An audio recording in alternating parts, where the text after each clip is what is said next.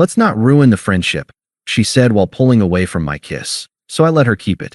Now she's crying that I treat her like any other friend. Hey viewers, before we move on to the video, please make sure to subscribe to the channel and hit the like button if you want to see more stories like this. Thanks. I don't even remember when our friendship crossed that invisible line, when the late night calls started feeling like dates, or when her laugh started hitting different. Her name's Maya. We met 3 years ago through mutual friends, bonded over sarcasm and bad coffee. She was the kind of person who made every room brighter without realizing it, and the kind of woman who never seemed to notice when someone was falling for her. We became inseparable. Movie nights turned into sleepovers on opposite sides of the couch, but still, she'd call me when her dates went wrong, half joking that I was the only guy who actually listens. I played it off like it didn't sting. Over time, it felt mutual, small things that kept me believing. She'd rest her head on my shoulder, send good morning texts unprompted, hug me a little longer than necessary. Every sign pointed to maybe. One night it felt inevitable. We'd spent the evening at her place watching some old indie film neither of us paid attention to. She had a rough week. Her boss yelled at her. Her ex posted something smug online. All that. She leaned into me halfway through the movie, mumbling something about being tired. I just wrapped my arm around her without thinking. Silence. Comfortable, slow, warm silence. She tilted her head up to look at me. Her eyes lingered, too long for just friends. And for the first time, I didn't overthink it. I leaned in. Not fast, not reckless, just enough to see if she'd meet me halfway. She didn't. Instead, she froze, then smiled that pitying, soft smile people use when they think they're being kind. Let's not ruin the friendship, okay? My brain stalled. Ruin? I asked. This. Us. I don't want things to get weird. You're my favorite person, but… She paused, searching for words that wouldn't sound cruel. You're my best friend. I don't want to mess that up. It was the kind of sentence that lands like a punch, but sounds like a compliment. I could have said a dozen things, how she'd been blurring those lines for months, how I wasn't imagining her hands lingering, how best friends don't flirt like that. But what came out was just, okay, friends, then. No bitterness, no plea, just acceptance, clean and sharp. She looked almost disappointed that I didn't argue. You're not upset? You were honest, I said. That's enough. I stood up, grabbed my jacket, and smiled. Not a fake one, just tired. Good night, Maya. Her face fell slightly. You don't have to be weird about it. I'm not, I said. Just adjusting. And I left. That's the thing about quiet heartbreak. It doesn't explode.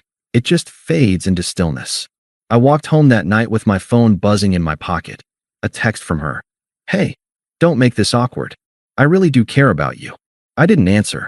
Not because I was angry, but because for once, I actually believed her. She did care. Just not enough.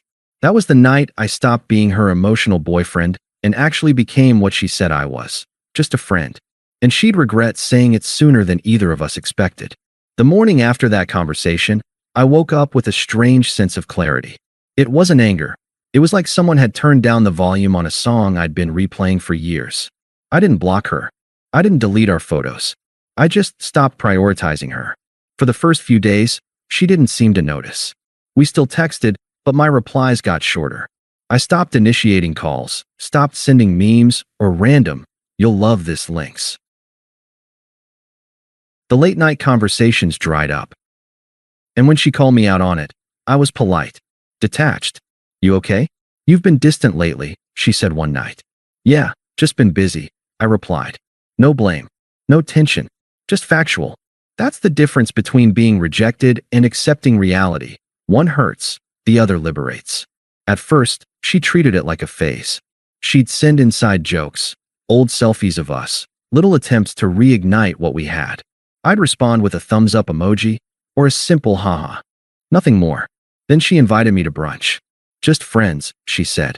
I showed up 15 minutes late, wearing a shirt she once said made me look too serious. She looked surprised, maybe because I didn't hug her, maybe because I ordered before she even arrived. You seem different, she said, eyes narrowing. Maybe I am. She tried to laugh it off, but I could see the shift happening, the same one I'd felt months ago. She was trying to reconnect, but the dynamic had flipped. After brunch, she hugged me longer than usual. I let her, but my arms didn't tighten around her this time. She pulled back and frowned. You're cold lately. No, I said. Just consistent. She didn't know what to say. Over the next few weeks, our friendship became exactly what she said she wanted, ordinary. Casual. She'd text. I'd reply hours later. She'd ask to hang out. I'd have plans. Not to be cruel, but because I actually did start having plans. Gym, new coworkers, small adventures I used to skip in case she called. And the less I was available, the more she started showing up unannounced. One Friday, she dropped by my place with takeout, just like old times. I was already getting ready to leave. You're going out? She asked, a bit too sharply. Yeah, meeting some people from work. She tried to joke it off. Anyone I know? No, just people. When I walked past her to grab my jacket, she blurted, You don't talk to me like you used to. I looked at her, really looked, and saw someone realizing she'd lost something she didn't think was possible to lose. You told me we were better as friends, I said evenly. So I'm being a friend. Her mouth opened, then closed. This isn't what I meant, she said quietly. I nodded. But it's what you asked for. That night, she sent me a wall of text, nostalgic, apologetic in tone, but not in words. Stuff like, I just miss us. Things felt easy before. You've been such a constant in my life, and I hate that it feels off. I didn't reply. The silence wasn't a weapon, it was peace. And the more I pulled back, the more restless she became. She started posting those vague story captions people use when they want attention from one person, the ones that sound like growth, but read like regret. Sometimes we only realize what mattered when it's already gone. Distance reveals everything. Yeah, I saw them. I just didn't react. Because here's the truth. Once you stop chasing someone who takes your presence for granted, they either lose interest or lose their mind. Maya wasn't ready to lose either. And that's when she started testing boundaries she once set herself. It started with the midnight texts. Can't sleep. You up? Miss talking to you. At first, I ignored them. I wasn't trying to punish her. I'd just learned to value silence over hope. After a few nights, she called instead. I let it ring out. Then came a second call, then a third. Finally, I picked up. Everything okay? I asked. Yeah, she said quickly. Just couldn't sleep. Then you should try. There was a long pause, the kind where you can hear someone trying not to cry. You don't care anymore, do you? I didn't lie. Not the way I used to. The line went quiet. She mumbled something about being tired and hung up. That was the first crack in her composure. A week later, she accidentally bumped into me at a coffee shop near my office, the one she never used to go to. She acted surprised. Oh my God, hey. I didn't know you came here. I raised an eyebrow. I've been coming here for 2 years. She laughed awkwardly, twirling her straw. I guess I just forgot. We sat for a minute. Polite small talk, nothing deeper.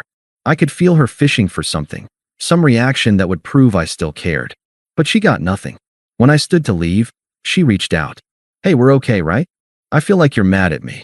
No, I said simply. We're just not what we used to be. Her expression faltered.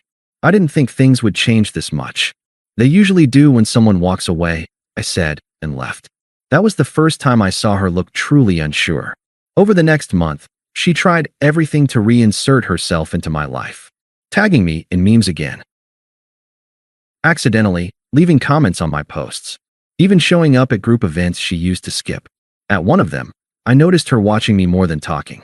I was chatting with a new coworker, a woman named Lila, sharp, funny, confident, and Maya couldn't stop glancing over.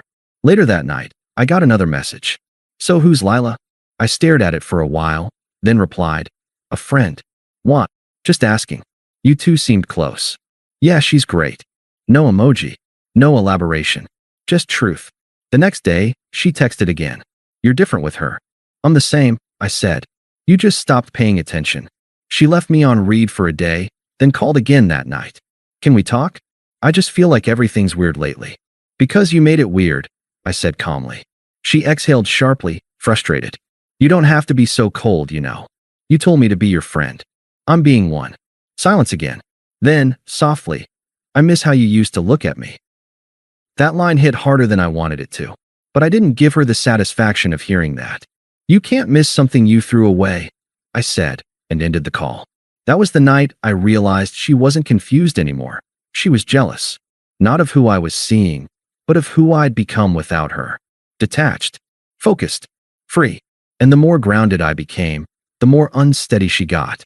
She started showing up at my gym just to say hi, sending me old photos with captions like "Remember this day?" Acting nostalgic, playful, and oddly flirty, like she was trying to reset time. But that's the problem with trying to rekindle something that burned out on its own. All you get is smoke. The more she tried, the more I saw through it. It wasn't love. It was possession. And the moment she realized I wasn't coming back, that's when her desperation turned from subtle to obvious. Because when someone used to being adored suddenly loses control of the narrative, they'll do anything to rewrite it. And Maya was about to do exactly that. It started small, a late night, "Hey, can we talk?" message, then two more the next night, then a phone call, then another. By the end of the week, she'd sent 11 messages in a row. "I've been thinking about us. You were always so patient with me. I feel like I made a mistake. Can we meet? Just coffee, please." I didn't answer right away. I read them all, then left them unopened for a day. The next evening, she showed up outside my building. She was leaning against her car, arms crossed, pretending to scroll through her phone. "Hey," she said when I approached, forcing a smile. "What a coincidence. You texted me 5 times," I said. "Okay, yeah, but I didn't think you'd actually ignore me like that." Her tone wasn't angry, it was wounded. Like she couldn't believe she'd lost control of something she assumed was permanent. "You walked away, Maya. I just took your advice and walked in the same direction." "I didn't mean it like that," she said quickly. "I just needed time to figure myself out." I stayed quiet. She kept going. "You were always the safe one." I thought maybe I was missing out on something exciting. But I was wrong. I raised an eyebrow. "And you realized that when?" She looked down. "When I tried dating again." "Oh, there it was. Didn't go well?" I asked. "He wasn't you," she said softly. "He said all the right things at first, but then he just changed. He made me feel small." I let the silence sit. She searched my face, waiting for sympathy that wasn't coming. "You always treated me like I mattered," she whispered. I didn't appreciate that enough. I could have said 100 things, but all I said was, "I know." That one line broke her composure. "You're so cold now," she said. "It's like I don't even exist to you." "You told me to treat you like a friend," I said evenly. "This is how I treat my friends." Her voice cracked. "I thought you'd at least care that I've been miserable." "You're not miserable because of me," I said. "You're miserable because you gambled something real for something temporary." She looked at me like I'd slapped her. "Wow, you've really changed. That's what moving on looks like." She laughed bitterly, wiping her eyes. "You think you're better than me now, don't you?" "No," I said. "I just stopped letting you define my worth." She didn't reply, just got in her car and drove off. Over the next few weeks, her behavior escalated. She texted mutual friends, trying to find out if I was seeing someone. She accidentally liked old photos of me and Lila on Instagram. She even sent me a drunk voice note saying, "I hate that you don't chase me anymore." The next morning, she tried to play it off. "Ignore that. I was just emotional." But the cracks were too deep to hide. Then came the real twist. She tried to turn herself into the victim. She posted a vague story. "Some people change so much, you wonder if they ever cared at all."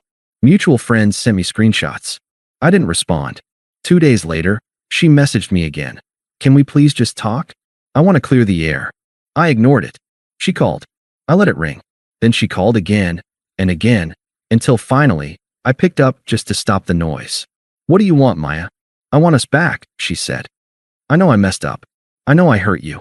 But I was scared, okay? I thought you'd always be there no matter what I did." "That was your mistake," I said quietly. Her voice broke. "Please don't say that. I can't stand how indifferent you sound." "You taught me how," I replied. She went silent, then snapped. "You think you're so mature, so evolved, but you're just punishing me." "No," I said. "Punishment requires effort. This is just peace." That line must have hit her harder than anything else I'd said, because she didn't respond for a while. I heard her sniff, then whisper, "You really don't care anymore, do you?" "No, Maya. I really don't." Click. That was the last time I answered her call. After that, the begging turned into anger. The apologies turned into accusations.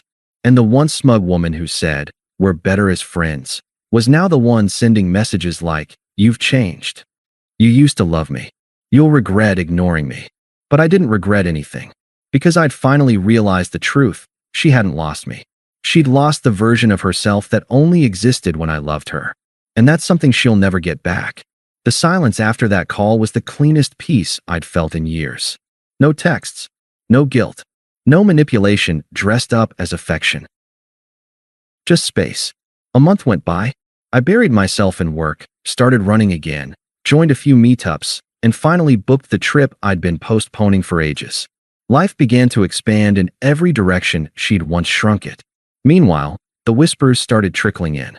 Maya's rebound, the guy she'd been seeing casually after our breakup, turned out to be everything she'd accused me of being: controlling, emotionally distant, and bored of her in record time.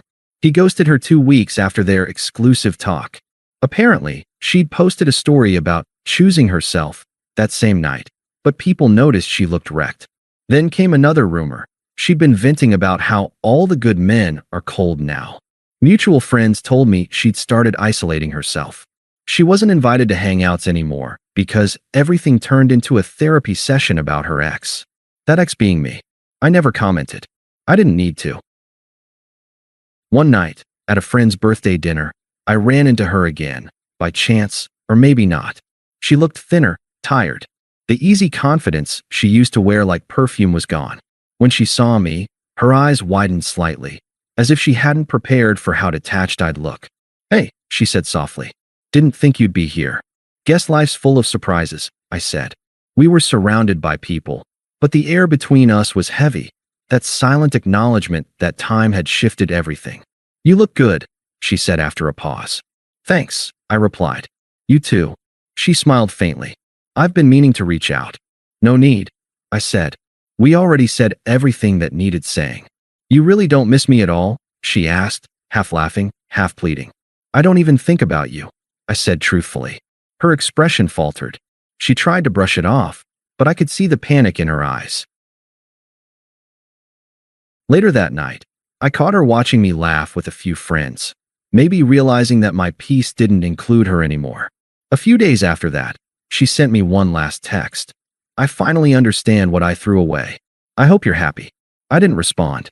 Not because I wanted to be cruel, but because peace doesn't require an audience. 6 months later, I got an invitation to a mutual friend's wedding. I almost didn't go, but curiosity and closure have a strange way of aligning. When I arrived, she was there.